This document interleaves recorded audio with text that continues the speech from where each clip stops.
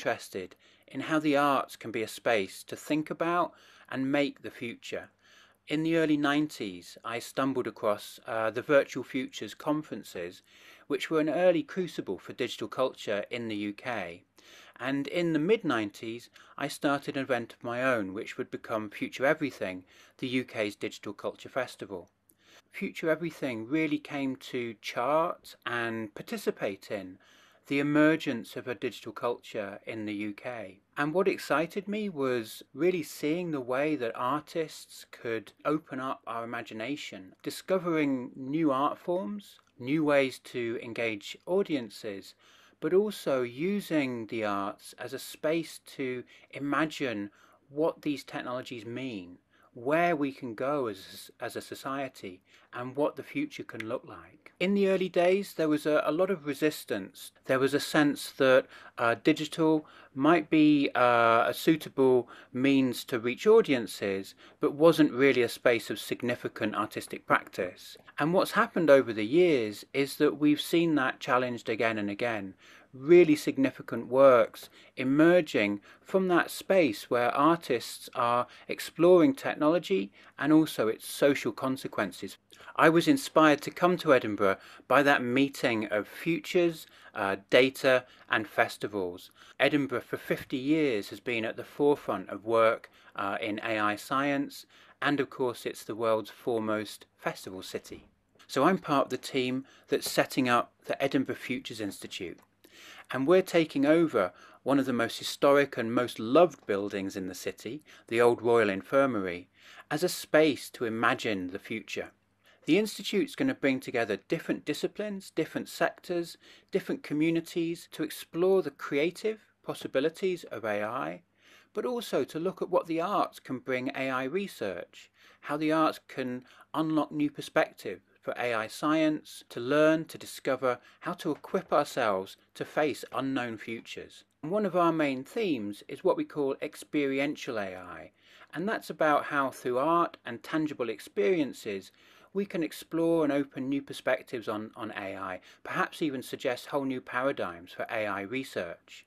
One of the most rewarding things I've found about being in Edinburgh are the conversations that I've been able to have bridging between the world-leading scientific and engineering community and the city's cultural sector, and explore how new art forms, new programs could form part of the mix in Edinburgh. We set out on a journey with a number of artists, Anna Ridler, Caroline Sinders, Jake Elwes, always with the intention to work together over a few years to see how we could support their artistic development and to explore how their practice as artists working with AI could help us tackle some of our research themes. When COVID arrived, we realized that some of these themes we were looking at were all the more relevant and urgent. We all had to turn to digital interfaces. We became ever more dependent on data-driven technologies for even basic interaction. And so the questions that we were looking at, the questions about how data technologies, how AI shapes experience, shapes our perceptions of external reality, shapes our relationships with one another, became urgent for all of us. And of course in the arts sector, all of a sudden, events were cancelled. People had to find new ways to reach audiences. And we realised that we were working with a community of digital artists who are digital natives, who are used to creating experiences for online audiences and see that as their natural environment. We turned to the artists and we asked them if they'd be interested to create new works responding to the pandemic. Mechanized Cacophonies by Anna Ridler and Caroline Sinders is about how our experience of nature is mediated by technology. The artists during lockdown collected data, in this case film and audio, of different natural scenes and trained a machine learning algorithm on that data set.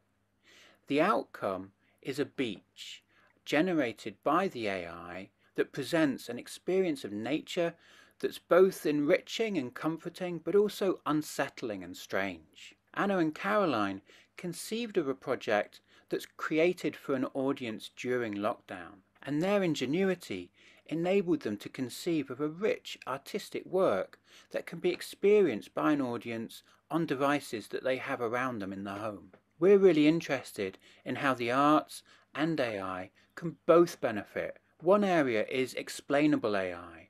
That's a really urgent challenge within the science community. And what the arts do is they bring a whole set of new perspectives onto that question. Rather than looking at the problem in a narrow technical sense of model interpretability, the arts bring a rich set of new resources to explore social context as well as the technical dimensions. The ZZ Show by Jake Elwes is a dip into the world of drag experienced through AI.